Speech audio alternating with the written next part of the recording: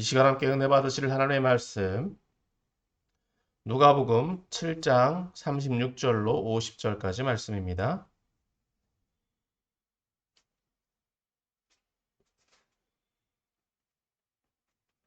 누가복음 7장 36절로 50절까지 말씀. 다 찾은 줄 알고 제가 말씀 보고 결리겠습니다. 한 바리새인이 예수께 자기와 함께 잡수시기를 청하니 이에 바리새인의 집에 들어가 앉으셨을 때에 그 동네에 죄를 지은 한 여자가 있어 예수께서 바리새인의 집에 앉아 계심을 알고 향유 담은 옥합을 가지고 와서 예수의 뒤로 그 발 곁에 서서 눈물로 그 발을 적시고 자기 머리털로 닦고 그 발에 입 맞추고 향유를 부으니 예수를 청한 바리새인이 그것을 보고 마음에 이르되 이 사람이 만일 선지자라면 자기를 만지는 이 여자가 누구며 또 어떠한 자 곧 죄인인 줄을 알았으리라 하거늘 예수께서 대답하여 이르시되 시몬아 내가 네게 이를 말이 있다 하시니 그가 이르되 선생님 말씀하소서. 이르시되 빚 주는 사람에게 빚진 자가 둘이 있어 하나는 500데나리온을 졌고 하나는 50데나리온을 졌는데 갚을 것이 없으므로 둘 다 탕감하여 주었으니 둘 중에 누가 그를 더 사랑하겠느냐. 시몬이 대답하여 이르되 내 생각에는 많이 탕감을 받은 자니이다. 이르시되 내 판단이 옳다 하시고 그 여자를 돌아보시며 시몬에게 이르시되 이 여자를 보느냐. 내가 내 집에 들어올 때에 너는 내게 발 씻을 물도 주지 아니하였을 때 이 여자는 눈물로 내 발을 적시고 그 머리털로 닦았으며 너는 내게 입 맞추지도 아니하였을 때 그는 내가 들어올 때로부터 내 발에 입 맞추기를 그치지 아니하였으며 너는 내 머리에 감난유도 붓지 아니하였을 때 그는 향유를 내 발에 부었느니라. 이러므로 내가 내게 말하노니 그의 많은 죄가 사하여 졌다. 이는 그의 사랑함이 많음이라. 사함을 받은 일이 적은 자는 적게 사랑하느니라. 이에 여자에게 이르시되 내 죄 사함을 받았느니라 하시니 함께 앉아 있는 자들이 속으로 말하되 이가 누구이기에 죄도 사하는가 하더라. 예수께서 여자에게 이르시되 내 믿음이 너를 구원하였으니 평안히 가라 하시니라. 아멘. 아멘. 할렐루야. 아멘. 오늘로 거룩한 주일 예배 자리에 나오신 여러분을 축복하고 환영합니다. 오늘 함께 읽은 본문 말씀은 이제 7장의 마지막 부분입니다. 7장이 앞서부터 말씀드린 것처럼 예수님이 누구이신가에 대한, 즉 예수님의 정체성에 대해서 말씀하고 있는데 오늘 이 7장은 그 결론이라고 할 수 있습니다. 따라서 오늘 본문의 말씀의 의미를 살펴보고 또 7장 전체를 한번 정리함으로 함께 은혜를 나누기를 소망합니다. 오늘 함께 읽은 본문은 크게 세 부분으로 나누어 볼 수 있습니다. 먼저 36절에서부터 39절은 이 본문 말씀의 배경과 또 본문에서 이제 이 단락에서 나오고 있는 사건에 대해서 상황에 대해서 말씀하고 있고 또 40절에서 또 47절은 본문의 본론에 해당할 수 있는데 이 바리새인과의 대화를 통해서 예수님께서 이 상황에서 어떻게 무엇을 강조하시려고 하는지에 대해서 말씀하고 있고 또 48절에서부터 50절은 이제 오늘 본문의 결론이자 또 예수님의 정체성에 대해서 말씀해 주고 있습니다. 자, 오늘 이 본문의 말씀의 의미를 살펴보면 먼저 첫 번째 36절에서부터 39절의 말씀을 봅니다. 36절에서 39절. 이 본문의 말씀은 오늘 이 36절에서 39절은 이 본문에서 이제 앞으로 나올 이 배경과 상황에 대해서 말씀하고 있죠. 먼저 36절은 한 바리새인이 예수님을 자신의 집으로 초청했고 또 예수님은 그 초청에 응하셔서 그 집에서 함께 식사를 하시게 되었다는 것을 말씀해 주고 있습니다. 36절에서는 바리새인이 이 예수님을 초청한 이유를 밝히고 있지는 않습니다. 분명한 것은 예수님께서 바리새인들을 좀 부정적으로 생각하시고 있음에도 불구하고 오늘 예수님은 바리새인의 이 초청에도 응하시는 것을 볼 때 또 예수님께서는 이렇게 사람들을 차별하지 않으신다라고 하는 것을 또 볼 수 있습니다. 자, 이렇게 예수님께서 바리새인의 집에 들어가셨는데 37절에서는 한 사람이 또 등장합니다. 37절 또 같이 봅니다. 37절, 38절. 같이 봅니다. 시작. 그 동네에 죄를 지은 한 여자가 있어 예수께서 바리새인의 집에 앉아 계심을 알고 향유 담은 옥합을 가지고 와서 예수의 뒤로 그 발 곁에 서서 울며 눈물로 그 발을 적시고 자기 머리털로 닦고 그 발에 입 맞추고 향유를 부으니. 한 여자가 찾아왔는데 그 여자는 이 자타가 인정하고 있는 이 죄인이라는 것입니다. 어떤 죄를 지었는지 공식적으로 밝혀지고 있지는 않지만 그 당시에 죄인으로 인정받고 있었다. 많은 사람들에게 부정적인 대우를 또 부정적인 사람으로 인정받고 있었다는 것입니다. 그런데 그 여인이 예수님이 이 바리새인의 집에 들어가셨다라고 하는 것을 듣고 예수님이 계신 이 바리새인의 집으로 찾아옵니다. 그리고 예수님 곁으로 가는데 예수님이 지금 그 자리에 그 집에 들어가신 목적이 뭐냐? 바로 식사를 하기 위함이었죠. 그러다 보니까 예수님 앞에 가까이 가지를 못하는 거예요. 예수님 가까이는 갔는데 그 당시에 식사 자세는 오늘날처럼 이렇게 의자에 앉는 게 아니라 좀 비스듬하게 누워 있는 자세입니다. 앞에 음식이 차려져 있고 그 음식을 향해서 비스듬하게 누워 있으면 사람들이 머리가 쭉 모여 있고 발은 뒤쪽으로 빠지게 되죠. 그러니까 예수님 그 식탁 가운데로 나가는 것이 아니라 예수님 발 쪽에 발치에 이 여인이 설 수밖에 없었다라고 하는 것입니다. 물론 이 여인이 지금 어떤 목적으로 왔는지 어떤 이유에서인지는 알 수는 없지만 예수님 발 곁에 서서 그 여인이 행한 일은 뭐냐? 38절에 보면 그 발 곁에 서서 울며 눈물로 그 발을 적셨다라고 이야기합니다.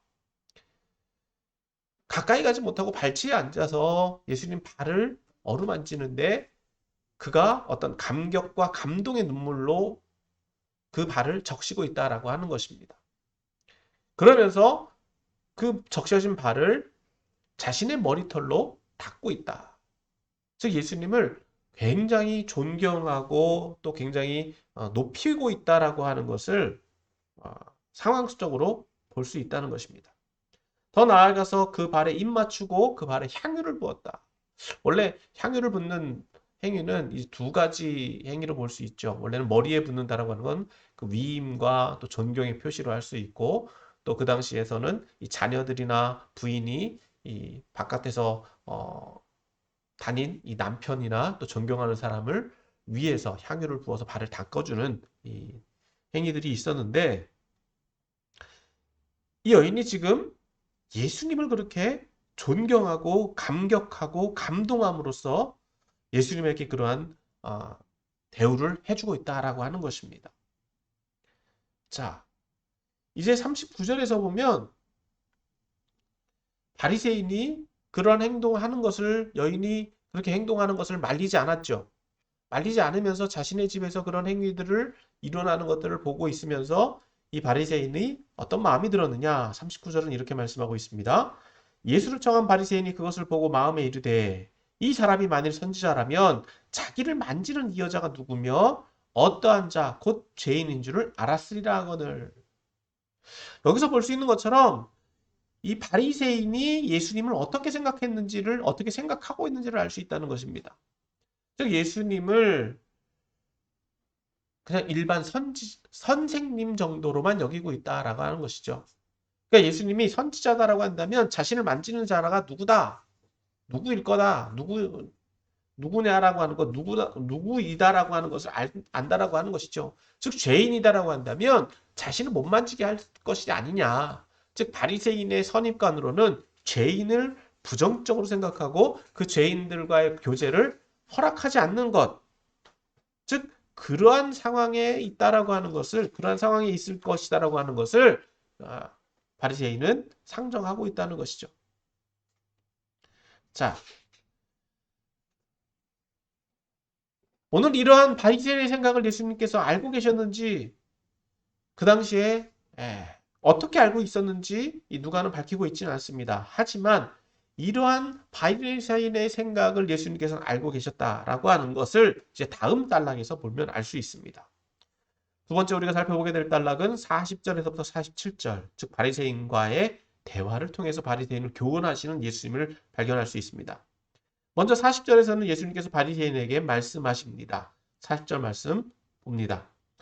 예수께서 대답하여 이르시되 시몬아 내가 내게 이를 말이 있다 하시니 그가 이르되 선생님 말씀하소서. 여전히 바리새인은 예수님을 선생님으로 대우하고 있죠. 그리고 예수님께서는 이제 41절 42절에서 비유로 말씀해 주십니다. 41절 42절 같이 읽습니다. 시작. 이 시대에 빚 주는 사람에게 빚진 자가 둘이 있어 하나는 500데나리온을 졌고 하나는 50데나리온을 졌는데 갚을 것이 없으므로 둘 다 탕감하여 주었으니 둘 중에 누가 그를 더 사랑하겠느냐. 돈 많은 사람이 이제 돈을 빌려준 거죠. 한 사람에게는 500데나리온을 빚졌고 한 사람에게는 50데나리온을 꿔줬습니다. 그런데 이 두 사람 다 갚을 능력이 없습니다. 그러니까 이 돈을 꿔준 사람은 이 두 사람을 다 탕감해 줬어요. 왜냐하면 그만큼의 재력이 있다라고 하는 것을 알 수 있기 때문입니다. 이 두 사람 중에 어떤 사람이 더 그 사람을 사랑하겠느냐라고 질문했을 때 이 대답은 어떻게 보면 당연한 대답이 나올 것입니다. 왜냐? 제3자의 입장에서 볼 때는 두 사람이 어떤 상황이다라고 하는 것을 알 수 있다라고 하는 것이죠. 사실 각자 입장에서는요. 예, 오늘 본문에서 보면 이 각자의 입장에서는 자기밖에 몰라요. 나는 500데나리온 줬는데 쟤는 50데나리온 줬나? 알 수가 없죠. 오늘 이 본문에서 보면 이 두 사람의 빚, 즉 대출 상태, 채무 관계가 두 사람 다 공유하고 있었다라고 하는 것을 알 수 있다는 것입니다. 그렇다라고 한다면 이 두 사람 다 상대방이 어떤 채무 상황이다라고 하는 것을 알 수 있다라고 한다면 비교가 대상이 되죠. 그러니까 43절에서 말씀하고 있는 내용을 보면 이 타당하다라고 하는 것을 알 수 있습니다. 같이 읽습니다. 시작. 시몬이 대답하여 이르되 내 생각에는 많이 탕감을 받은 자니이다. 이르시되 내 판단이 옳다 하시고. 여기서 볼 수 있는 것처럼 예수님은 이 바리새인의 이름을 불러서 이야기하십니다. 바리새인의 이름이 시몬이다라고 하는 것을 알 수 있죠. 사실 이 바리새인의 이름이 이 복음서에서 등장하는 것은 굉장히 예외적인 상황입니다. 그럼에도 불구하고 예수님께서는 친밀하게 이 바리새인의 이름을 불러가면서 대화를 하신 것을 알 수 있는데 여기서 말씀하고 있는 것처럼 어떤 사람이 더 이 빚, 즉 자신에게 돈을 꿔준 사람을 사랑할 수 있겠느냐는 것입니다. 어떤 사람 있죠? 당연히 많이 빚진 자가, 많이 탕감받은 자가 더 은혜를 입었다라고 볼 수 있죠. 이것은 어떤 산술적인 것으로만 본다라고 하면 그렇게 볼 수 있다라고 하는 거예요. 각자의 상황보다도 여러 가지 복잡한 상황들이 있겠지만 표면적으로만 보면 그렇게 할 수 있다는 것입니다. 물론 여기서 사랑이라는 이야기를 이 감사라는 표현으로 바꿔보면 더 이해하기가 쉬울 것입니다. 어떻게 보면 이 바리새인의 대답은 당연하고도 뻔한 대답입니다. 그러나 이 대답에 대해서 예수님은 어떻게 평가를 하셨느냐? 옳다라고 평가를 하시죠. 자, 그리고 이 44절에서 이렇게 말씀해 주십니다. 44절서부터 46절에서는 이제 그 여인과 바리새인을 대조해서 이야기해 주고 있습니다. 다시 말해서 바리새인 시몬은 예수님에 대해서 아무것도 하지 않은 반면 이 죄 많은 여인은 예수님의 발 아래 예수님을 찾아와서 예수님 발 아래 엎드려 예수님의 발 아래서 발에 눈물로 발을 적셨고 머리털로 그 발을 닦고 예수님의 발에 입맞추기를 그치지 않았을 뿐만 아니라 예수님의 발에 향유를 부었다라고 말씀하고 있는 것입니다. 어떻게 보면 사실 바리새인에게 있어서도 바리새인의 행동에 있어서도 문제를 찾아보는 것은 딱히 문제가 있다라고 말하기는 쉽지 않습니다. 왜냐하면 이 바리새인은 예수님을 초청해서 자신의 집에 영접해서 식사를 제공하고 있고 그 외에 존경의 표시는 사실 딱히 필요하지 않을 수도 있다라고 하는 것입니다. 그것을 잘못이다라고 표현한다라고 하는 것은 조금 쉽지 않은 내용이기 때문에 쉽지 않은 잘못한 것이다, 잘못했다라고 말하기는 어렵다라고 하는 것입니다. 분명한 것은 이 두 사람의 행동의 근원이 어디 있느냐는 것입니다. 이 두 사람이 왜 이런 행동들을 하고 있느냐는 거예요.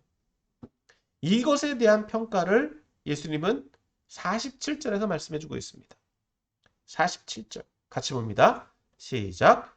이러므로 내가 내게 말하노니 그의 많은 죄가 사하였도다. 이는 그의 사랑함이 많음이니라. 사함을 받은 일이 적은 자는 적게 사랑하느니라. 앞서 비유와 이 두 사람의 행동들을 비교해 볼 때 어떤 사람이 더 많이 사랑한다고요? 많이 탕감받은 사람. 즉 죄가 많았던 사람이 더 많이 탕감받았기 때문에, 즉 용서함 받았다라고 하는 것을 자신이 본인이 인정하고 그것을 받아들였을 때에 감사가 더 많이 나온다는 거예요. 더 은혜가 크다라고 하는 것이죠. 반면에 용서는 똑같이 받았는데, 탕감은 똑같이 받았는데 그 대가를, 그 가치를 소홀하게 여기는 사람에게 있어서는, 작게 여기는 사람에게 있어서는 감사도 적게 나온다라고 하는 것입니다. 사실 이것을 산술적으로 보면 그 차이는 사실 비교가 됩니다. 그러나 이것을 비율적으로 본다면 이야기는 또 달라집니다. 500데나리온과 50데나리온이라고 하는 이 액수로만 볼 때는 물론 500데나리온이 더 크죠. 그런데 500데나리온을 갚을 수 있는 능력을 가지고 있음에도 불구하고 그것을 갚을 수 없다라고 하는 것, 없었다라고 한다면 그 사람의 빚이 탕감받은 것이 더 가치가 있겠느냐? 아니면 50데나리온이 적은 액수이지만 그것이 더 큰 가치로 여겨지는 사람이 그것을 탕감받았다라고 할 때는 그 가치가 더 크다라고 할 수 있는 것입니다. 그러니까 여기서 대조를 이루고 있는 많고 적음이라는 수학적인 수량은 죄에 대한 인식, 즉 죄 사함에 대한 적극성의 정도로 볼 수 있다는 것입니다. 따라서 여인이 예수님에 대한 행동은 자신의 많은 죄가 용서받은 것에 대한 확신에 따른 행동이자 그에 대한 반응이다라고 할 수 있는 것입니다. 즉 자신이 많은 죄가 용서함 받았다라고 하는 거예요. 그러면 다시 말해서 바리새인은 자신의 죄가 용서받을 것이 없다라고 생각할 수 있다는 걸 하는 것입니다. 비율적으로 본다면 여러분 사실 큰 죄나 작은 죄나 동등합니다. 그러니까 이 죄가 용서받았다라고 하는 것 그 자체로도 감사할 수 있고 은혜할 수 있고 사랑할 수 있어야 된다라고 하는 것입니다. 그러니까 예수님께서는 이제 세 번째 48절에서부터 50절 말씀을 통해서 이제 죄에 대한 죄의 용서와 또 예수님의 정체성을 말씀해 주심으로 이제 오늘 본문을 결론 내립니다. 자, 이런 행동들에 대해서 예수님은 48절에서 이렇게 이 여인에 대해서 선포하십니다. 내 죄 사함을 받았느니라. 사실 이 여인은 이미 많은 죄를 지었었지만 예수 앞에 찾아왔다라고 하는 것은 죄 사함을 받았다라고 하는 확신이 있었기 때문입니다. 자신의 죄가 용서함 받았다라고 하는 확신. 남들이 어떻게 평가하든지 간에 자신의 모든 죄가 용서함 받았다. 그런 확신을 가지고 있었기 때문에 예수님께 나와서 그런 감사의 표시를 했고 감동과 감격의 인사를 행동들을 했다라고 하는 것입니다. 그러므로 예수님께서는 그러한 마음을 아시고 다시 한번 그렇게 선포해 주고 있는 거예요. 즉 여기서는 다시 말해서 죄 사함을 풀어준다라고 하는 것이 아니라 죄 사함 받은 것을 다시 한번 확인시켜주는 의미로 볼 수 있다는 것입니다. 그렇기 때문에 이제 49절에서 예수님은 다른 사람들이 이렇게 예수님을 평가합니다. 49절 말씀 같이 봅니다. 시작. 함께 앉아있는 자들이 속으로 말하되 이가 누구이기에 죄도 사하는가 하더라. 즉 예수님을 평가하죠. 즉 예수님의 말에 권위가 있다라고 하는 거예요. 제사함 받았다라고 하는 것, 그걸 인정하는 것입니다. 도대체 이분이 누구냐? 그러면서 예수님은 이렇게 다시 한번 말씀해 주십니다. 50절 예수께서 여자에게 이르시되 내 믿음이 너를 구원하였으니 평안히 가라.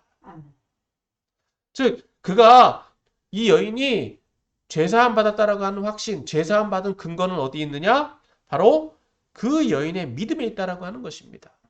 자신이 용서함 받았다라고 하는 믿음, 확신, 그 믿음 때문에 예수님께 나와왔고 다시 한번 예수님을 통해서 죄사함 받았다라고 하는 걸 확인받았고 또 그로 인해서 이 죄사함의 결과는 무엇이냐? 바로 구원이다라고 하는 것입니다. 즉 죄사함을 받음으로 인해서 구원받았다라고 하는 확신을 갖게 되었다. 자, 구원의 확신이 있음으로 인해서 그 여인은 무엇을 얻게 되었느냐? 바로 평안입니다. 예수님께서는 그 여인을 평안히 가라라고 말씀해 주시고 있는 것입니다. 따라서 믿음과 구원을 통해서 우리에게 주어지는 유익은 바로 평안이다라고 하는 것입니다. 이제 이 말씀들을 오늘 저와 여러분들에게 좀 적용해 보기를 원합니다. 오늘 말씀을 좀 정리하면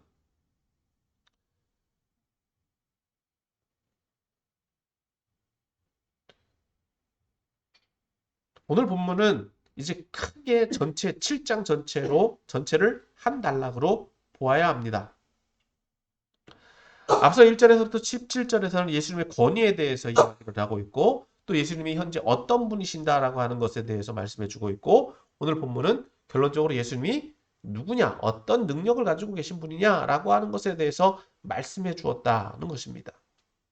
즉 다시 한번 말씀드리면 누가복음 7장은 6장의 즉 산상수훈과 비교되는 평지 설교에 연이어 나오는 본문입니다. 즉 예수님이 어떤 분이시냐라고 하는 것을 실제적으로 적용해서 말씀해 주고 있는데 즉 우리가 이미 살펴본 것처럼 예수님께서는 백부장의 하인을 죽어가던 백부장의 하인을 살려주셨고 또 죽었던 나인성 과부의 아들을 살려주셨습니다. 즉 죽음을 통제하실 수 있는 분이고 신유의 능력을 가지고 계신 분이다라고 하는 것입니다. 따라서 예수님은 치료자이시다라고 하는 능력을 가지고 계신 분이다라고 하는 것을 말씀해주고 있으며 또 세례 요한의 제자들이 예수님을 찾아와서 물었죠. 예수님이 오실 그분입니까? 즉 예수님은 그동안의 사역들을 통해서 자신이 이제 구약의 모든 예언을 성취한 성취자라고 하는 것을 보여주셨을 뿐만 아니라 또 세례 요한을 통해서 무엇을 보여주셨느냐? 하나님 나라를 보여주셨습니다.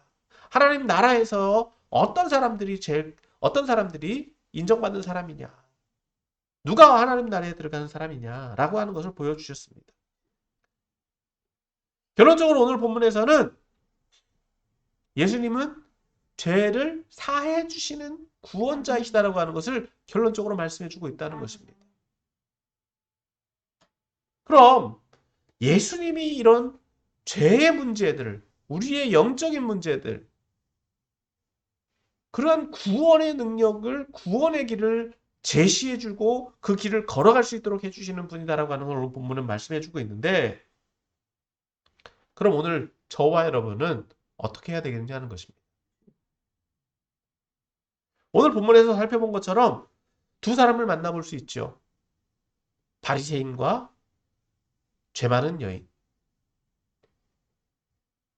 바리새인은 이름도 불려졌어요. 시몬이라고 하는 이름도 불려졌습니다. 그러나 이 죄 많은 여인은 누군지 알 수도 없어요. 예수님에게 용서받았지만 누구다라고 하는 것, 또 어떤 죄를 지었다라고 하는 것도 말해주지 않습니다.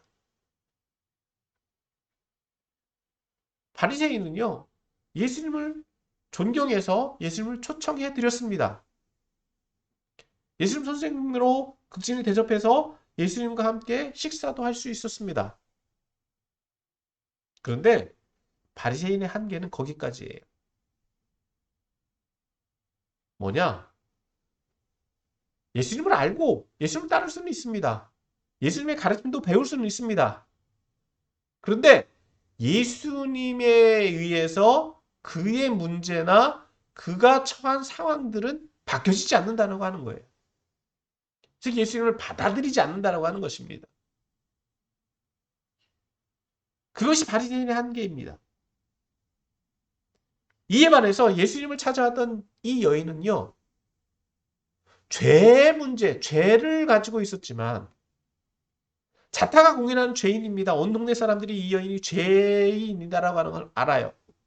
하지만 예수님을 찾아왔다라고 하는 것은 이제 그의 문제, 죄의 문제가 해결되었고 그 속박에서 자유함을 얻게 되었다라고 하는 것입니다.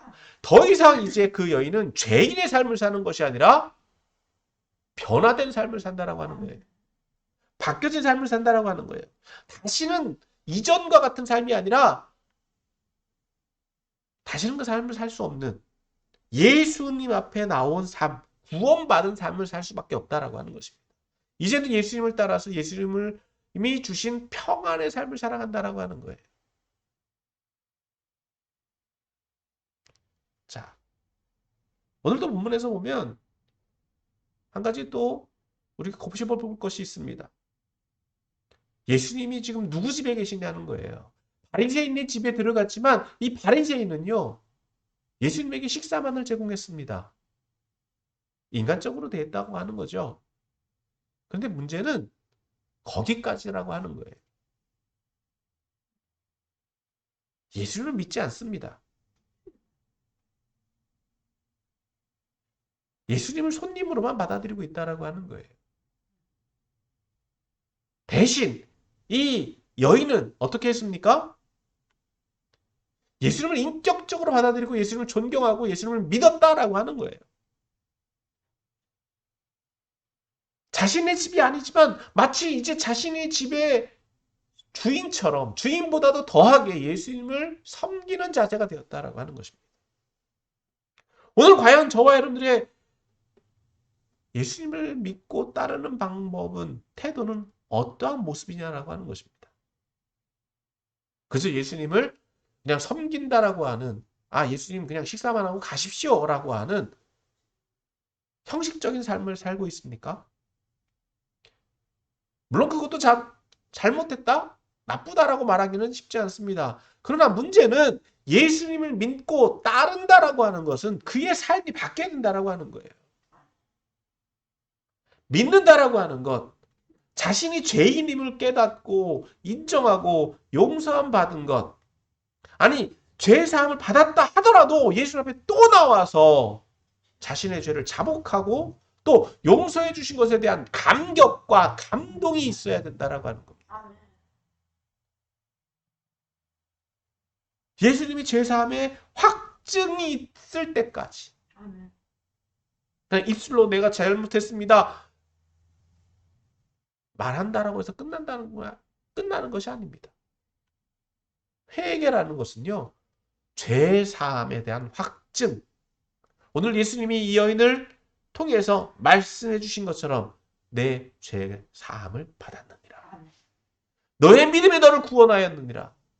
이런 구원의 확증, 확신이 있어야 된다라고 하는 것입니다. 그렇지 않을 때는요. 그냥 우리는 입 바른 말만 하는 거예요. 그 증거는 뭘로 알 수 있다고요? 삶과 말과 행동을 통해서 그의 생각을 통해서 알 수 있습니다. 여전히 생각이 바뀌지 않고요. 여전히 삶이 바뀌지 않고요. 여전히 태도나 생각이 바뀌지 않았다라고 한다면 그 사람은 여전히 바리새인과 같다라고 하는 거예요.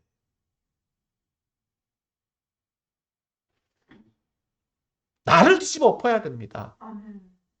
물론 나 스스로가 바뀌어지는 건 쉽지 않습니다. 그러나 문제는 그 죄의 문제가 얼마나 심각한지 깨달을 때는 바뀌어질 수밖에 없다라고 하는 거예요.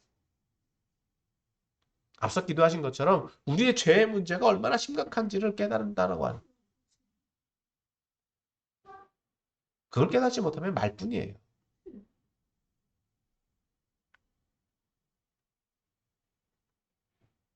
그러므로 사랑하는 성도 여러분,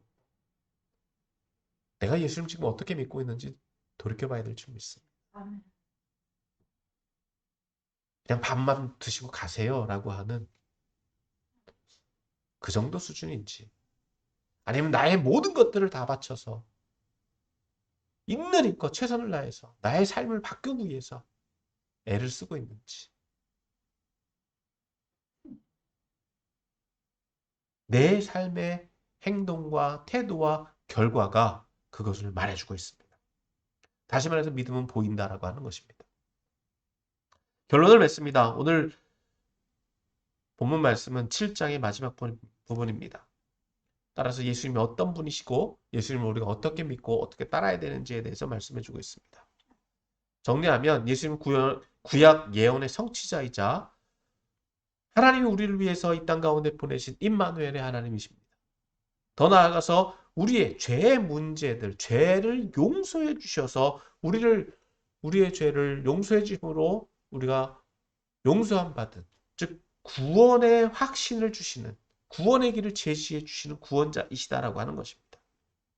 그러므로 사랑하는 성도 여러분, 오늘 저와 여러분 예수님이 우리의 구원자이심을 믿으시길 바랍니다.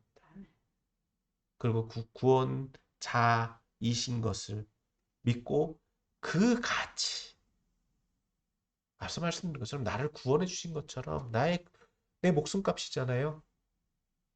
그 가치만큼 섬길 수 있으면 돼요. 그건 바로 여러분들의 가치예요. 여러분들이 생각하시는 여러분들의 가치다. 그 가치만큼 여러분들이 하나님 앞에 섬기는 거예요.